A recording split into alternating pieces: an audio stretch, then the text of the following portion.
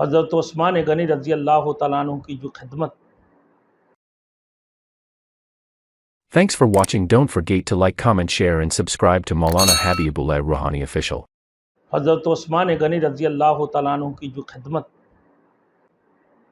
اپنے ذات کے لیے خدمت بہت کم کر لیا کرتے تھے، کم لیا کرتے تھے، لیکن میرے دوستوں خدام کنیزوں کی بہتات تھی، لیکن ان کی آرام کا خیال بھی رکھتے تھے.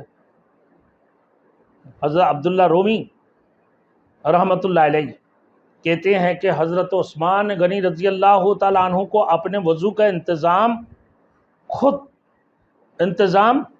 خود کیا کرتے تھے. کسی نے ان سے کہا اگر آپ اپنے کسی خادم سے کہہ دیں تو وہ آپ کو وضو کی پانی کے انتظام کر دیا کریں. حضرت عثمان غنی رضی اللہ تعالیٰ عنہ نے فرمایا کہ رات ان کی اپنی ہے جس میں وہ آرام کرتے ہیں. ایسا ہی حضرت زبیر ابن عبداللہ رحمۃ اللہ علیہ کہتے ہیں میرے دادی حضرت عثمان غنی رضی اللہ تعالیٰ عنہ کے خادمہ تھی. انہوں نے مجھے بتایا کہ تہجد کی وقت حضرت عثمان رضی اللہ تعالیٰ عنہ اپنے گھر والوں میں سے کسی کو نہ جگاتے. ہاں اگر کوئی از کھوٹ اٹھا ہوا ہوتا نا تو اس سے بلا لیتے اور وہ اپنا آپ کو وضو کے لیے پانی لا دیتا. یہ حضرت عثمان غنی کی عادت مبارکہ تھے میرے دوستوں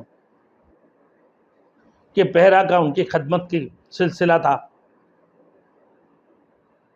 حضرت عثمان غنی رضی اللہ تعالیٰ عنہ کی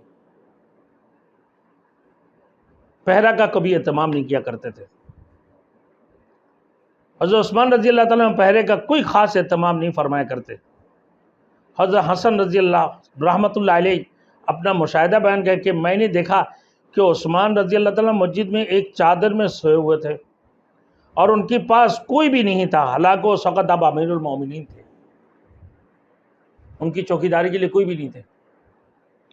تو پہرے کا کوئی خاص اہتمام نہیں کرتے تھے.